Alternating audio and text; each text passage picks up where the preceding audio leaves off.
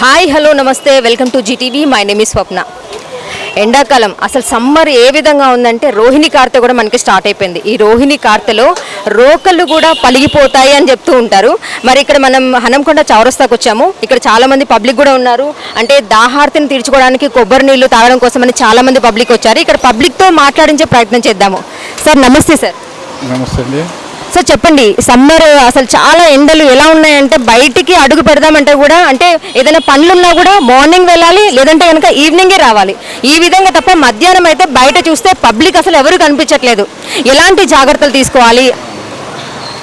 ఇప్పుడు ఎండలు ఈ 15 days ముందు నుంచి చాలా బాగున్నాయి ఈ రోహిణి కార్తీ ఎండలు. దీంట్లో పెద్దవాళ్ళు కూడా బయటికి వెళ్ళాలంటేనే భయపడతాను. మేము కూడా ఇంతకు ముందే జస్ట్ బిఫోర్ ఇప్పుడే బయటికి వచ్చినా కూడా వేడి గాలి బాగుంది. ఎండలో మేము తిరుగుతలేం.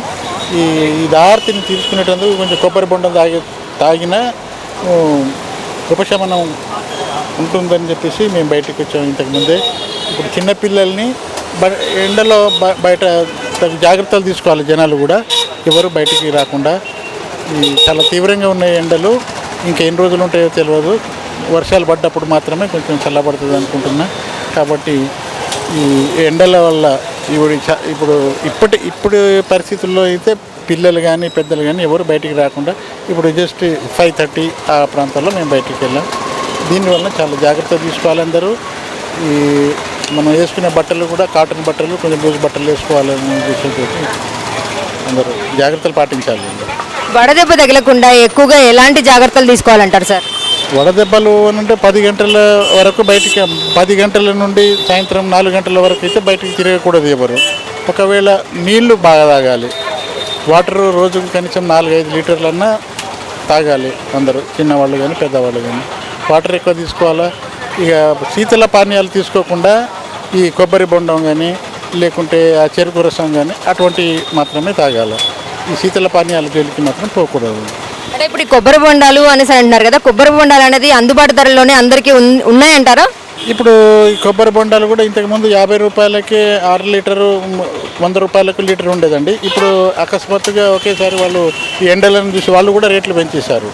120 రూపాయలు అంటే 140 రూపాయలు చేసేసారు. 100 రూపాయలకి లీటర్ ఇచ్చేది 140 చేసేసారు.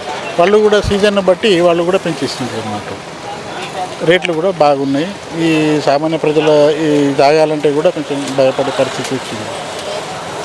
చూసారు కదండి, సమ్మర్లో బయటికి రావాలంటేనే భయం వేస్తుంది అనేసి అని అంటున్నారు. అంటే సూర్యుడేమే తగ్గేదేలే అన్నట్టు ఎండాకాలం ఫుల్గా ఎండలు బాగా మండిపోతున్నాయి.